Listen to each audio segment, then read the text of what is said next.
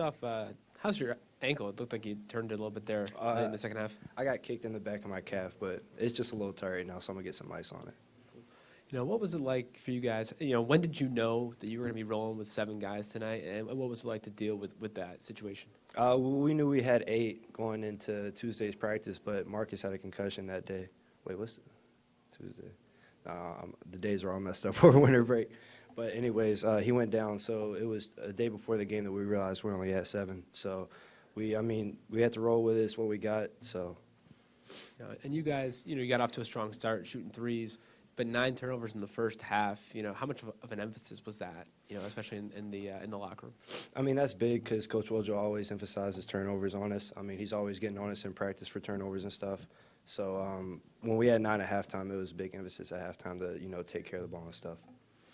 Was it something you guys were trying to do at the start of the first half, where you came out and just took a lot of threes, or were the shots just there? The shots were just there, and that's how it can be for us because we have a lot of shooters. So, I mean, any night we can shoot a lot of threes or not shoot a lot of threes. So, I mean, it was just the way the game was going tonight.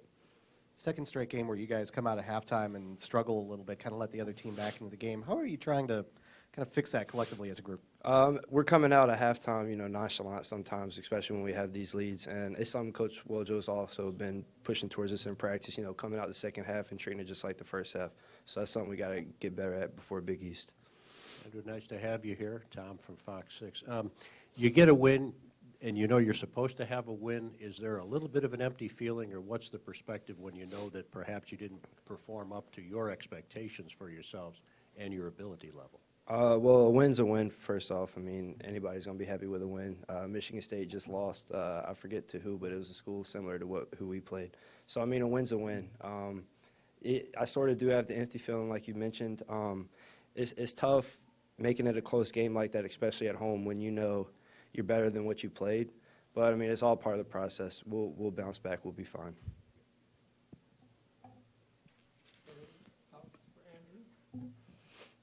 What's the last week been like for the guys? I mean, you have the tough loss to Wisconsin. You got to go through finals.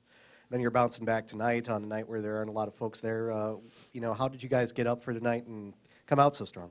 I mean, it has been a crazy week with finals, with practice, with Marcus and Caton, going down. It's been a crazy week. We've been everywhere as a team. So it was good for us to get to come back on the court, get to play. Even if it wasn't in front of as many fans as was here for the Wisconsin game. A game's a game and a win's a win. So. What was it like for you? 9 days ago, there were 3 point guards in this team, and tonight there's just you. And, how do you take that? How do you approach that? And, what's the mood on the team concerning Tracy deciding to leave? I mean, of course, Tracy was all of our, brothers pretty much. I mean, it hurt us all for him leaving. He was a huge part of our team. But kind of like I told you in New York, I mean, it could be anybody's way of a different night, and just so happened to be tonight's mine. We need Marcus back on the court as soon as he can get back on the court. So just keep it moving. And how weird is it to see Luke struggle tonight? He's a 75% shooter. Yeah. For him to go 4 of 13 or whatever it was, you're not going to see that a lot. Yeah, no, not at all. And I mean, it was shocking for me to see Luke shoot like he did. I know what kind of player Luke is. I know his potential. We were trying to give him the ball as much as we can because we know Luke can score the ball down there.